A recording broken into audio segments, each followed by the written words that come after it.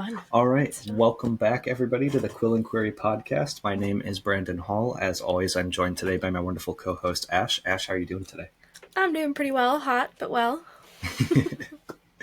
I think most of us can relate. I definitely can. Yep. Just trying to stay inside as much as possible, but you know Yeah. it's bad when the dog is asking to go back inside. Yes, immediately. Just go out, do thing, and come back, and they're like, nope. Yeah. Yeah.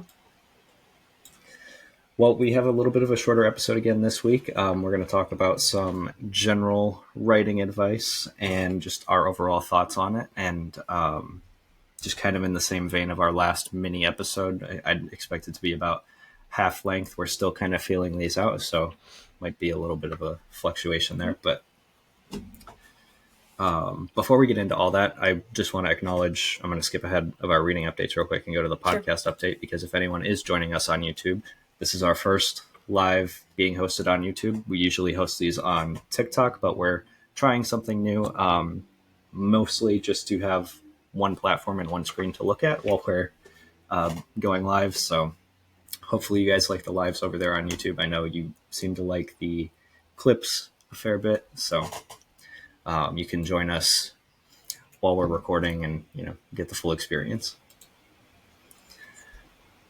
Okay, Ash, do you want to jump into our reading updates real quick? Because I have a few books that I've been reading that Nice. I've been reading a lot more like this past month than I've been all year so far. So I'm really excited about that. But how about you? How's your reading ventures going before I take over with that?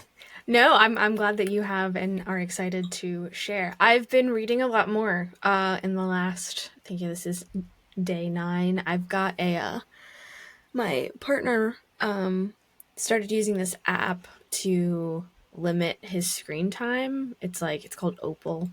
So I gave it a shot, and I block off times during the day, like during the workday, where I can't be on my phone.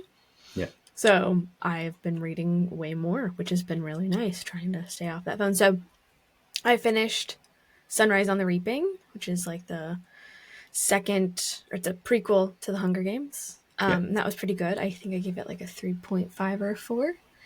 And then I'm currently working on an advanced copy of a book that comes out today called Memory Hunters by, I think it's Mia Tsai. It's good so far. It's an interesting concept. It's like kind of this distant dystopian Appalachian sci-fi where human memory can be accessed in bits and pieces by these memory hunters, who then take those memories to the Museum of Human Memory, which has become like this massive institution that kind of controls the legacy of humanity before it was like destroyed by this decade-long storm that came through. I'm about a quarter of the way through, and I'm not enjoying it as much as I thought I would, because I think the concept is so fun, and so it kind of gives me like Hunger Game vibes mixed with like the Drowning Empire series. I don't know if you've heard of that, but yeah, I don't know. It seems a little, I don't know, a little basic, a little contrived. I'm not really digging the characters too much. They all seem very like immature, but it's not sold as a YA. It's like everyone's in their like early 20s. So I don't know. I'm still finishing it up. We'll see what I think at the end. But anyway, That's what I'm currently reading. What about you?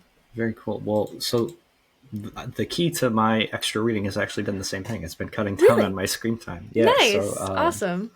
For the longest time, I told myself I don't need to put like time limits on apps, because I thought I had enough self-control to not scroll endlessly. But that has proven to not be the case. And so I recently watched a video from another booktuber who was talking about like strategies to shift reaching for your phone, like every time you're bored, to reaching for a book. And so that has helped immensely in how much I'm reading, because rather than scroll like Reddit and TikTok and Instagram for like 30 minutes each, I've set like a hard 10 to 15 minute limit on each of those.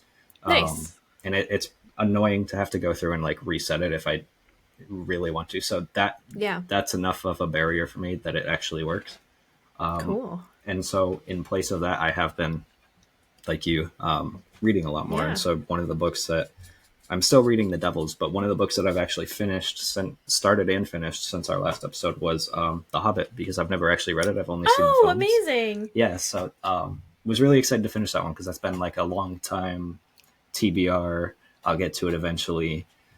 Yeah. Book. So yeah, that was good. And with that one, I went back and forth between my paperback and the audiobook by Andy Serkis. So that was also a fun Oh, cool. experience. Oh Yeah. my gosh, Andy Serkis like Oh yeah, and narrating that must have been amazing. yeah, he does his Gollum voice same as you would Yes. expect, but he's also really good at like, I will say, if you don't, if for some reason you don't like the Lord of the Rings films, don't get the Andy Serkis narration, because he sounds like Ian McKellen and all the other actors. Just a pretty, like, he does a really good impression of all of them, and so it's very much a, a film lovers. If you Yeah. love the adaptation, this is probably the best version for you.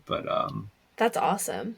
But yeah, definitely really enjoyed that one. And then I started, I guess he's done a narration for all of the Lord of the Rings books as well. So I moved over to Fellowship Cool. next to check I'll have that to one out. partake as well because that's awesome. I love him so much. Very Yeah, cool. and any excuse to like re-experience Middle Earth. Like I said, I've only really done the films for the most part. So Yeah. this is, I feel like as a fantasy author, I have to actually read the books at some point. It's kind of Yeah. sacrilege not to. Do you know if he reads the Silmarillion? There is a Silmarillion audiobook, but I don't know if there's one from him. Okay, gotcha. I feel I'll like have that to would be a check. really hard audiobook because it's kind of just Yeah, like a lineage list yeah, history of that one would like, be interesting to yeah. experience for Hmm. sure. Because Very fun. I don't know how you would do that, but Me neither. all right. Well, that's our reading updates. We don't have any audience questions or indie releases to spotlight at the moment, so I'm gonna skip over those. And like I said, the topic for the week is writing advice. So we picked, I think, seven of like the most popular writing advice out there, and just we're going to go through all of those and talk about what we think about it, whether we apply this to our writing or not, and answer some fun follow ups with those. So I guess I'll kick us off with the first one. Sure. And I started with this one because I think this is the most common advice I see given from like other authors who are successful. And that's it. I'll read the quote here because with each one I have a quote. So this Hmm. quote comes from Stephen King, but I feel like there's a variation of this quote from many different authors out there. So Yeah. not attributing it to like just him. This advice comes from a lot of places, but the quote goes, "If you want to be a writer, you must do two things above all others: read a lot and write a lot. There's no way around these two things that I'm aware of, no shortcut." So essentially boils down to, if you want to be a writer, you have to read and you have to write, and you have to do both of those things in abundance. I think this is pretty standard advice. I don't have a whole lot to say about it other Hmm. than I think it's valid, and it's probably the best starting point for if you're like an aspiring writer and you don't know where to start and you're trying to take in wisdom from these other authors who have been successful. The number one Yeah. thing I see they all say is practice writing consistently and make sure you're reading consistently too. Yeah. How do you feel about this advice? Like, I'm sure you're probably in the same boat, but do you have any additional thoughts on it? Um, I mean, I think, yeah, that I agree that there is no way around it. I think there's sometimes there can be a pressure to like Mm-hmm. really like spend all of your time doing both, but I mean it is, I think we've talked plenty about this on the podcast, it's just like a muscle, right? Like the more you practice or the more you train it or strengthen it, the better or easier it gets. And I was actually talking to my tattoo artist last night while she was working on me, and I was like, yeah, there's you start writing and you just realize there's so much you don't know, and all you Mm-hmm. can do is just keep going and learn as you go. And she brought up how there are certain authors that she's followed since the beginning of their careers that she's like their first couple books weren't great, but then like now they're so much better because they've just kept at it, especially if you're kind of a self-taught author, or you didn't formally get any writing training. But I mean, I think that's like a perfect encapsulation of it. It's like you just have to be brave enough to keep doing it. And Mm-hmm.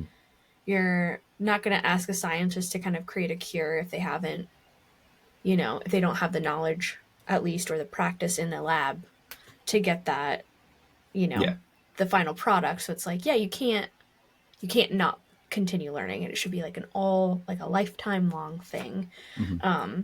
So yeah, I mean, I think I otherwise like very much agree. I'm just not sure like to the extent, especially like someone like Stephen King, like he pumps out a bunch of books. I know this Yeah. this is like just a quote from him, but Mm. he like pumps out so many books, and it wasn't didn't he used to be addicted to like cocaine, which makes That things like a lot might give it a easier. little bit of an edge.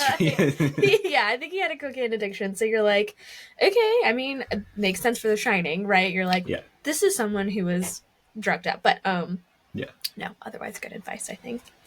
Yeah. I think you're right that there doesn't need to be like the pressure to have an insane output or like be one of these avid readers who reads like 3-4 books a week. Yes, I right. think the point is really just make sure you're exercising those muscles Mm-hmm. regularly, like and learning from other people in the industry, kind of like with any other skill or career path you would take. It's important Yeah. to study the people who are successful and to practice at it. That doesn't mean you need to burn yourself out or kill yourself trying to Yeah. do it like at an insane pace. I think doing it consistently at a sustainable pace is also equally important. Yeah. So to follow up on that, I guess one of the questions I had is, what do you think about authors? And this admittedly is a rare encounter of mine, so I don't know if you've seen any of it in your book talk or bookstagram adventures, Mm-hmm. but occasionally I'll come across an author talking about how they don't read that much or they don't Mm. like. There was one post I saw on like a writing Reddit that got a lot of backlash because it was a writer or an aspiring author saying they want to write a book but they don't like reading books, and Mm. that was interesting to me. And it's interesting that it's rare, but it's not so rare that it keeps popping up in my feed every now and then, and it makes me Mm-hmm. curious. Mm. So yeah, sometimes I wonder what goes through these people's minds, like how they arrive at the conclusion of wanting to write a book when they don't actually enjoy reading. So have you seen any of that, and how do you feel when someone kind of says that, if you have? I actually have not stumbled across that. I'm not Mhm. like heavily on. Maybe this is a problem too. Probably not because social media I sucks. would say But it's a good thing. yeah, like I'm not really on like Bookstagram pretty heavily. I very rarely post from my writer Instagram now, just because I like forget about it, which is probably again it's a good thing. Even some of my favorite authors very rarely post. But Yeah. I regardless of if I've seen it or not, it seems like that's a sentiment that some people have, and I just don't. I don't know if I agree with that at all. I feel like what drew you to writing if not Yeah. reading, right? To be clear, like if you're writing an autobiography or something that happened in your life, right, and you're wanting to turn this into that's one thing. I think Mhm. that's valid, you know. Um, or you're writing like a something like nonfiction, like a historical whatever. Maybe you can get away with that, but I don't know. For like literature and fiction, I just feel like you gain so much knowledge by reading. So I don't know if I agree. I think that's kind of silly. It's almost like at that point you're kind of wanting it for the cash grab. It's which is Yeah. probably not true for everybody, but it's like, oh, writing and reading is or writing and having a book published is like a popular like easy way to make money or whatever, and it's like I don't know. Yeah, if you're like trying to create stories but you don't have a lot of, you know, sorry, brain dead. I No, forgot the it's all good. word. You don't have a lot of experience Yeah. um in that field. That seems a little strange. It's like someone who's like, I'm going to run a marathon and then having never run before. And Yeah. like, Right. okay, I mean, technically people have done it. It's not like Yeah. it's impossible, but how But generally, you much should maybe try running around the block first before you. right, right. Yeah. Like maybe buy a pair of running shoes first. Yeah. So yeah, I don't know. I don't think it's Yeah. To yeah. me, I always, with that, I always wonder if they're like misinterpreting what they want to, like what they're trying to accomplish. Like I think it's a, they want to create something, they just maybe don't know what avenue Mm-hmm. is best for that or something, because ultimately writing I think is the most accessible form of like creativity when it comes Yeah. to like storytelling. So like film production, for example, is going to be a lot harder to break into. Like you need Mm-hmm. a lot more to create even like a, you know, indie film that you're going to post on Yeah. YouTube or something. But writing, you really only need to have access to, I mean, you don't even need access to the internet at this point. You could handwrite Oh, something. So yeah. Right. I think it still comes from like a good desire to create things sometimes, or like in your example, it can, maybe it's just you just want the fame and money from creating something. Yeah. But yeah, it is. It always, it's always a little weird to me when someone's like, "I'm writing a book, but I don't really read books." Like, Yeah. And it makes me wonder, like, have they just not found the right genre for mm-hmm. them to enjoy, or like the right author? I think that's like, that's one thing when someone says, "Oh, I just don't really like reading." It's one, I'm like, I don't really trust you. But two, no, I'm kidding, because Yeah, Ross isn't like a huge reader either, but mm-hmm. he's a visual guy. Like he loves movies and film and things like. So I'm like, okay, that Yeah, makes sense. Like you're more of that, and so that's what you do and you absorb. right. So, but to say that, oh, I just like don't like reading, but I'm going to write. It's like, okay, well maybe you just haven't found the right Mm-hmm. author or the right genre. Maybe you tried fantasy and you just like really hate fantasy, but you really need to be into historical fiction instead. You know, there's like so many options. It just seems crazy to wholesale wash like a form simply because you haven't found the right one. It's in the same way some people don't like abstract art and some people love it. It's like you just got to find your niche. Yeah, totally. Well, I think that's a good segue into our next topic where we talk about what to read. Yeah. The first piece of advice is to read a lot. So Mm-hmm. I think naturally the next question with that is, well, how do I know what kind of books I could be reading or I should be reading? And the quote I chose for this one comes from William Faulkner. But again, this is kind of another one that I've seen echoed by several different authors. Mm-hmm. So actually, Ash, do you want to read this one since I read the Yeah, first sure. one? I'll let you No go ahead problem. and Mm-hmm. share this. So the quote is read, read, read everything. Trash, classics, good and bad, and see how they do it. Just like a carpenter who works as an apprentice and studies the master, read. You'll absorb it, then write. If it is good, you'll find out. If it is not, throw it out the window. And then yeah, so the follow-up is like, do you this is another point reinstated by a lot of famous authors that you should read a variety of books. And so what are your thoughts on what aspiring authors should be reading? Sorry, Yeah, my voice is going. it's all good. Yeah, I think this is a good one because that this is kind of a question that I had when I was just getting back into writing. Like I always liked Mm-hmm. writing as a kid, but as an adult, it kind of took a break from it. And so knowing what kind of books I should be diving into was a bit of a challenge for me. And so I did a lot of exploring, like one to figure out what kind of stuff I like to read again. Mm-hmm. And I think I've definitely discovered that, and it's fantasy.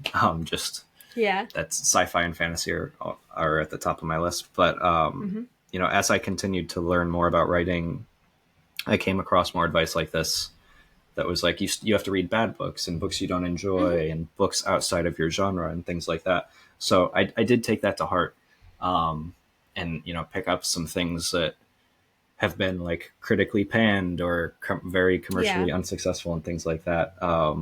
It's definitely been a challenge to get through some of those, but I do Mm-hmm. think this advice is good because it's one thing to read from examples who have done things well and that you enjoy, but I do think there's value in engaging with things that have not been critically or commercially successful or things that you don't like, so that you can then take those lessons into your own writing as well. Be like, especially in like the editing and revision process, I Mm-hmm. think it'll give you a slightly more critical eye for those things that you don't like Yeah. in your own reading. Not saying you have to like have a bookshelf full of books that you hate by any means, Sure. but I think just engaging with stuff that you might not typically read, or something that Mm-hmm. you know, a new book comes out and it gets really bad reviews, maybe still check it out and see why, and you know, Yeah. engage with the reviews, see what's going on, like what people didn't like about it, and that can be Mm-hmm. a learning experience. So I do think there's a lot in there that's good advice. I Yeah. think you before we get into the follow up, how do you feel about this advice just in general?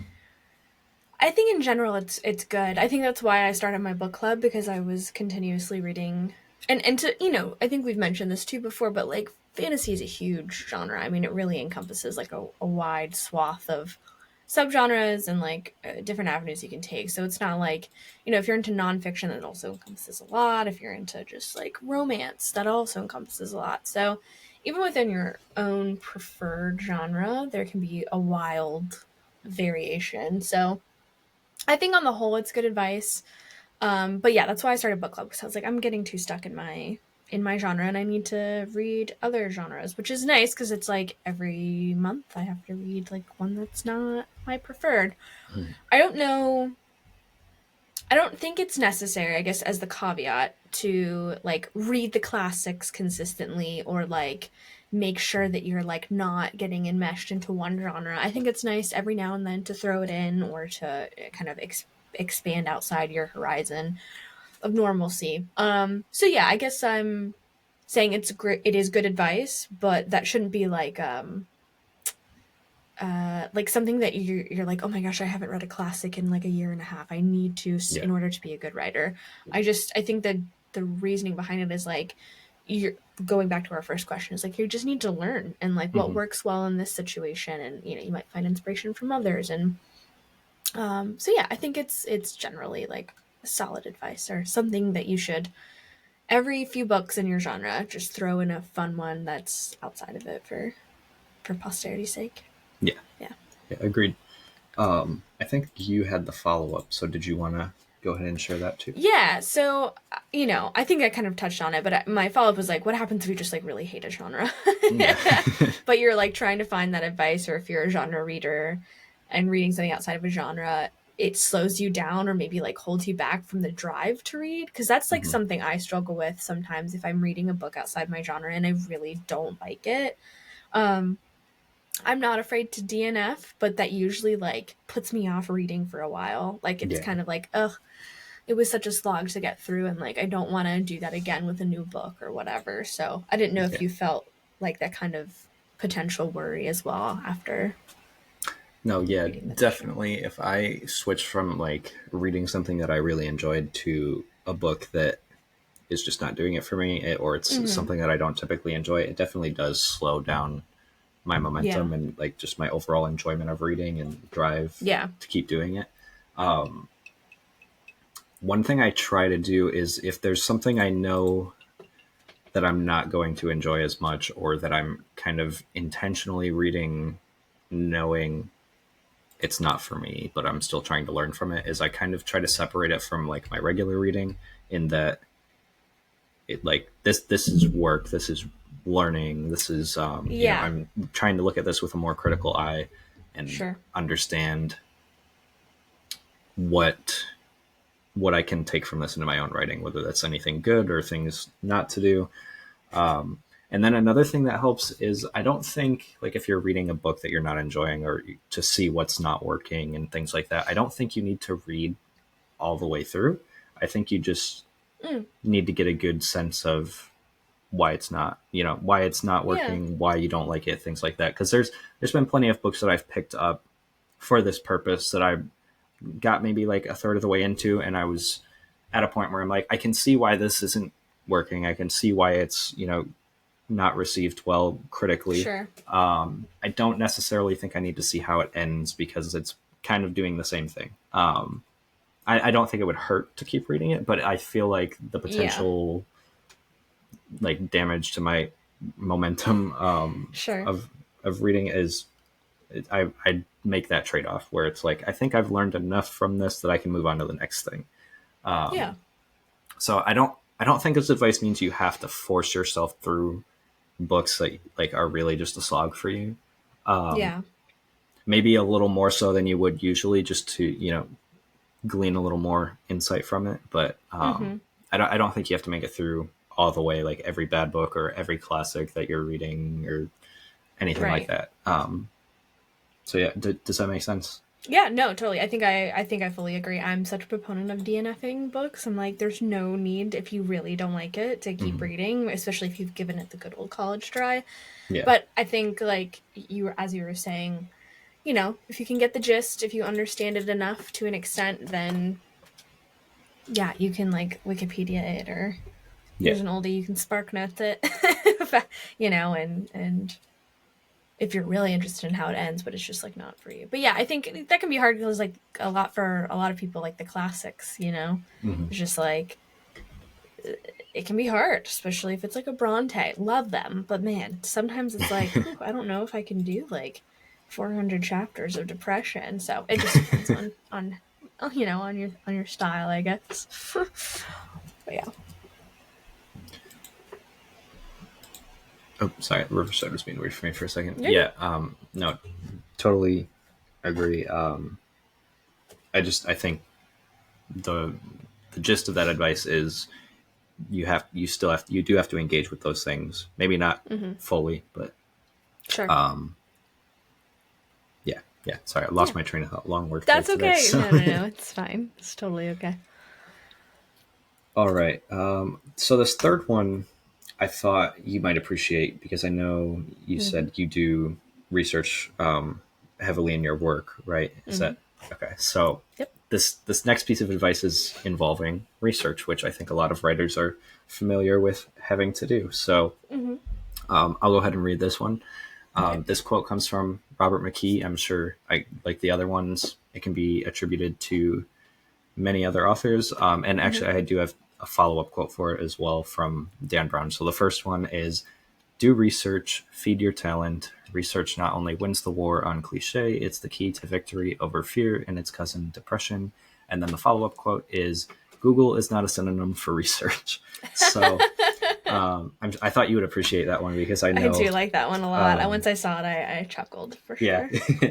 So I don't think I need to make any assumptions about the importance of research to you. So, but how does that play into your writing, and what are your thoughts on how far a writer should go when it comes to researching different topics? Yeah, I think, as you said, I do it for a living, but also, have I spent 6 years in higher education getting my degrees, so it just eventually became second nature to me. And I think, at least for me, there's like a two-pronged approach, right? It's like if you're writing something that is so far beyond your own understanding, such as like anything medieval, Mm-hmm. right? Or the guy who wrote Martian, I'm sure had to research a bunch of scientific stuff to see if it was possible. If it's within your genre but you're just not sure, I think it requires a lot. I think, or at least it's a requirement to research. And Dan Brown is right. Research is not just a simple Google search, right? It's, and not to say that Google isn't helpful getting you to Yeah. your end result, Mm-hmm. but I think at least the most successful and most realistic, at least fantasy that I've read, has always felt grounded in reality, even if there's a magic system. Yeah. So, in terms of if there's a war, right? Like, how does a battle function, right? Who goes in first? Um, Different maneuvers. Historically, what did, kings and generals command their armies to do in certain situations? Anyway, you can tell when an author has really taken the time to research and imbue their story with as much realism as possible, and I think that makes a big, big difference.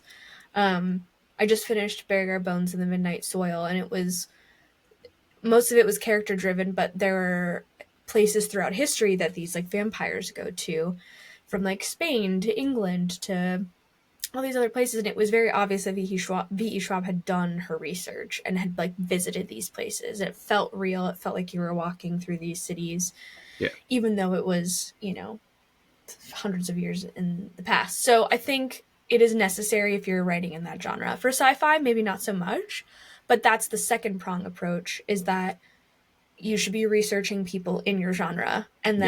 then, figuring out their tactics, reading their advice. If you're not going to read their books themselves, like, Brandon Sanderson's a great example, even though he's not, I mean, he's writing some sci-fi, but of like putting all of his lectures online. I think research and learning go hand in hand, and you don't need to be like thesis noting everything, collecting all Yeah. these things. But I don't know. I personally will spend a lot of time. I've found a few resources of like people going through um like sword moves. Like there are specific sword moves for specific things, like Yeah. backhand or whatever. So that way when like I'm writing about my characters fighting, I have zero personal experience with swords. But I hope that with the research, the hours of research that I'm doing, Mm-hmm. it's clear. So yeah, I think can't use AI for Google simple search, or like don't just use like the first thing that Google AI gives you. But Yeah. yeah, I find it to be extremely necessary, important, and I think it shows how much you care about your book if you're willing to spend at least a few hours to dive into the nuance. So yeah, that's my long-winded answer for Yeah, no, I for your question. totally agree. I knew Very this would be passionate. like your question. That's why I wanted to get Yeah, your yeah, thoughts yeah, yeah. first. You're definitely much more well versed in that than I am. I do try to do my research very well, as as much as I know how to. Um, Yeah. so, but yeah, I think this advice is good. It's important to know not just what to research, but how and what sources Yeah. to look for, and Mm-hmm. what information is more reliable than others. And I think, like you said, especially if you're writing something that's outside of your own base of knowledge, it's important Mm-hmm.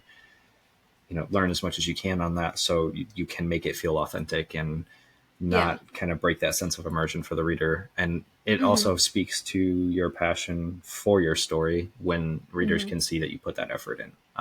Yeah. And Yeah. there's a very funny example that I think of when I'm doing research that reminds me to verify the information.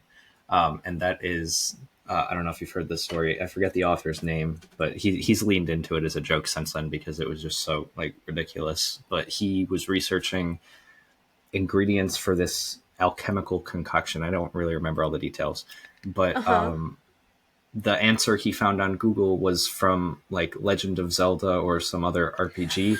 And so that's what made it into the book. And people read the book and they were like, this isn't a real thing. And um, so, That's hilarious. yeah. And so I think he's leaned into the joke. Like he was very much, like, oh, yep, that's my bad after the fact. But it was just That is funny so funny. scenario that reminds you, double check your sources and where the Yeah, no information is kidding. coming from and what it's applying to, because That's hysterical. it might not be, especially if you're taking that AI summary at the top of Google, like we said, Yeah, it might not that's be hysterical. what you're looking for. That's funny. I think another author, I'm blanking on his name right now. I think he's the author of, yeah, the author of Fight Club. This might have been like anecdotal or it might have actually happened. Can't remember, but there was like excuse me, in order to figure out how to make like a pipe bomb, he had to like research, and the only way to find that info is like through this like crazy like restricted source or something, like a Yeah, book that is banned or whatever. And there was like it triggered like I don't even know if this is real or not, but like if you're trying to like figure out how to make a bomb, it's yeah, like that would maybe you're on the FBI watch trigger list some going flags. forward. But yeah, um but I think that was like my follow-up question to yours was, what happens when you hit a wall with research or the topic is so niche that it requires, or maybe requires, but not requires, but it requires more effort. Because I personally, even if I know how to research, which I do, sometimes like the answer that I'm looking for is just not available. So, Hmm. has there ever been a line for you where you've been like, oh crap, the internet is not really doing it for me, and you've like had to be like, oh, there's like one book out there that can give me the answer. Do I need to Yeah. request it from the library? So I don't think I've found anything that niche yet, thankfully. But Yet. Yet. yeah, yet. Keyword there. Um, Yeah. that is an interesting question though, because if it's something, I feel like if you're down the rabbit hole that far, that it's clearly important to your story to the point where you didn't want to say, I can just make it up. It's a fantasy setting, because there are Yeah. certain things with that like I feel like you can get away with, where it's okay. This answer is hard to find. I'm going to make up some fantastical excuse for why it works this way Sure. in this world. To Yeah. varying degrees There's of some success. flexibility. Yeah. But yeah, no, thankfully I haven't run into this problem, but I feel like if I was that far down the research hole, I would persevere and hunt down that one resource. That is kind of intimidating to think about, though.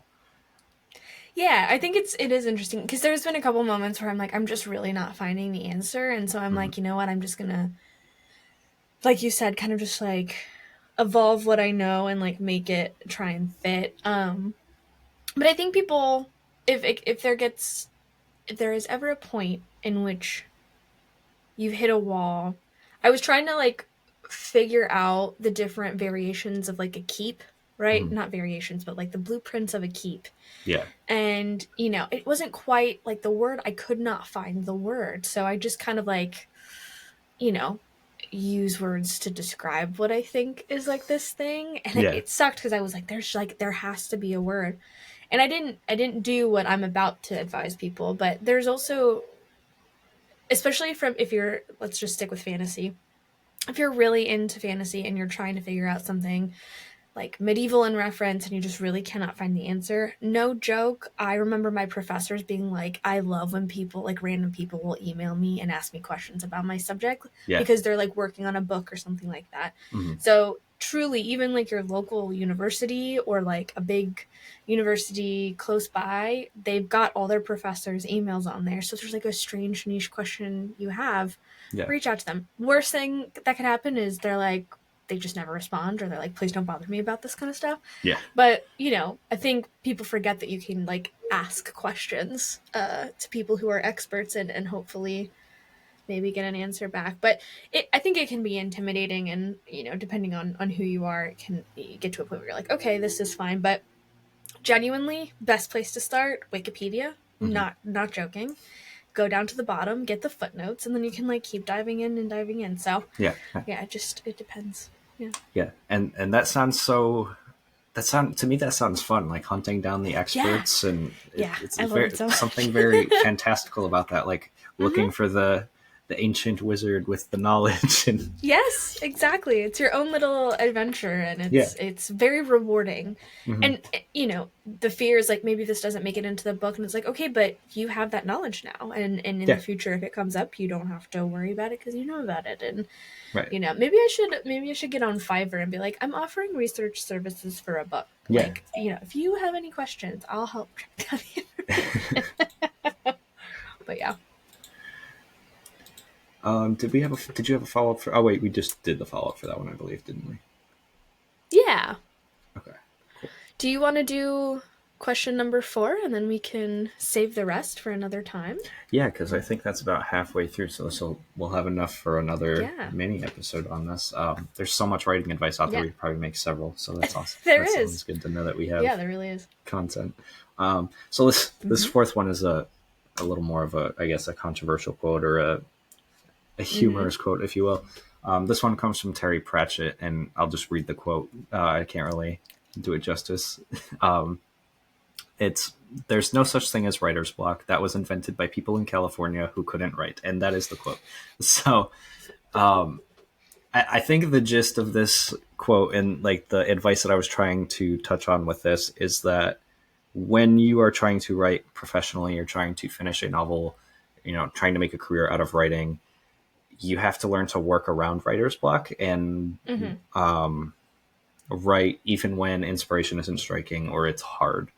And Yeah. I think this is something a lot of new authors, including myself, struggle with.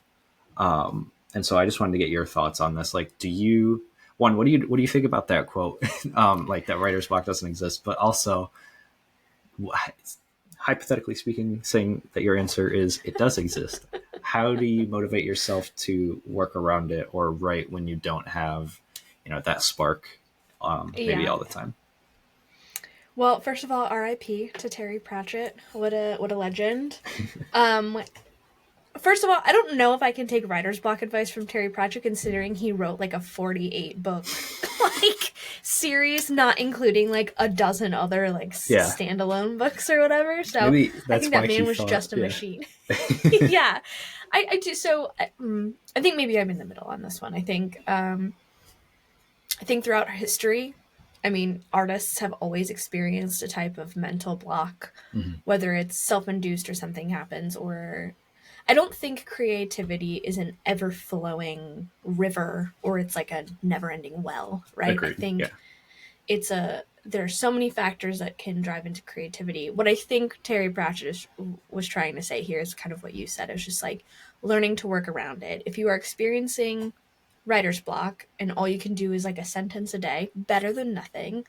But that's when you shift to maybe learning, right? Mm-hmm. Like listening to podcasts. Haha, listen to our podcast. Yeah. Or listening to lectures or reading. I think there are ways to tap into that creativity and keep the momentum, even if Mm-hmm. it doesn't equate to words on a page. So that's kind of where I stand. I do think a writer's block exists. I think, yeah, the outcome is really what matters. Is are you going to let that kind of deter you? I Mm-hmm. experienced that last year. I had like a months long, like, what am I doing? I can't, Yeah. but there were Same. so many other factors involved with that. So, Mm-hmm. it's like, I think he's right. I think some people use it as an excuse to like not work on something or they just get tired of it and whatever. And I think that's the subtle difference. Yeah. Yeah. I agree completely. I think one, I don't think that quote was really meant to be taken at face value, like you Yeah, yeah. said. Well, he's also a satirist and Right. like, Yeah. So he's funny. So, yeah. context matters with that. I don't think that's he Yeah. was quite literally saying that, but I think the message was what you and I just said, Mm-hmm. is that you have to work around it. Like that can't Mm-hmm. be the reason that you don't write for the day, or that you Yeah. don't, do something productive Mm-hmm. in your writing career. Like there are many different ways you can, tap into that creativity and still make some sort of meaningful progress, like you said, whether it's studying something else, reading something else, or Yeah. something Right. that I'll often try to do is, okay, maybe writing like the actual prose isn't working today, but what about outlining or like the world building Right. stuff? Can I do any of that today? Because that Mm-hmm. for me that works different mental muscles, Yes, and so exactly. sometimes I'm up for one, but maybe not the other.